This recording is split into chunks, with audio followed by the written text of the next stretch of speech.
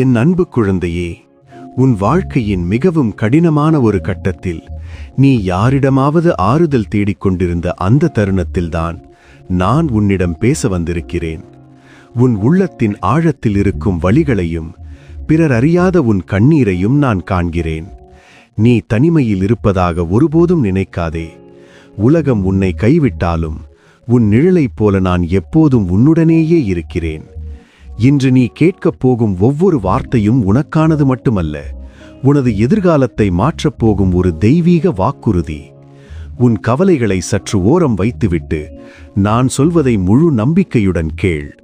உன் போராட்டங்களுக்கு முடிவு கட்டவும் உனது காயங்களை ஆற்றவும் நான் இதோ உனக்காக காத்திருக்கிறேன்.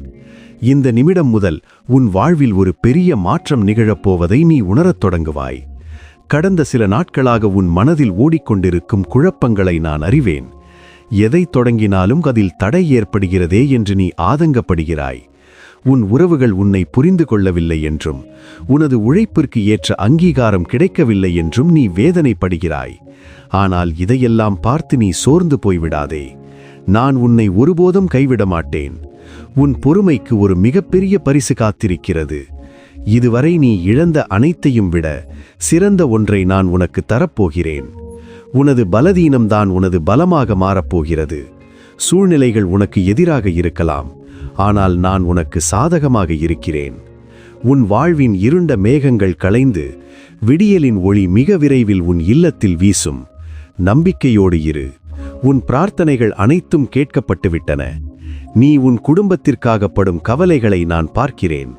அவர்களின் எதிர்காலம் என்னவாகும், அவர்களின் தேவைகள் எப்படி பூர்த்தியாகும் என்ற அச்சம் உன் இதயத்தை அழுத்துகிறது. உனது அன்பு தூய்மையானது, அதனால்தான் நீ மற்றவர்களை பற்றி இவ்வளவு கவலைப்படுகிறாய். ஆனால் ஒன்றை மட்டும் நினைவில் கொள், உன் குடும்பத்தின் ஒவ்வொரு உறுப்பினரையும் நான் எனது உள்ளங்கையில் ஏந்தி இருக்கிறேன். அவர்களுக்கு தேவையான பாதுகாப்பையும் வழிகாட்டுதலையும் நான் வழங்குவேன். நீ எதை நினைத்து பயப்படுகிறாயோ அந்த பயத்தை இன்றே தூக்கி எறிந்துவிடு. உனது சந்ததியினருக்கு நான் ஆசீர்வாதமாக இருப்பேன். உன் வீட்டில் நிலவும் சண்டை சச்சரவுகள் நீங்கி அமைதியும் ஒற்றுமையும் குடிகொள்ளும். உனது பொருளாதார தடைகளை உடைக்கிறேன். நீ செய்ய வேண்டியதெல்லாம் என் மீது முழுமையான பாரத்தை போட்டுவிட்டு அமைதியாக இருப்பதுதான். வாழ்க்கை பயணம் சில நேரங்களில் ஒரு முட்டுச்சந்தை போல தோன்றலாம். எந்த பக்கம் செல்வது என்று தெரியாமல் நீ திகைத்து நிற்கும்போது நான் உனக்கு வழியாக இருப்பேன். உனது அறிவுக்கு எட்டாத வழிகளில் நான் உன்னை வழிநடத்துவேன். மற்றவர்கள் உன்னை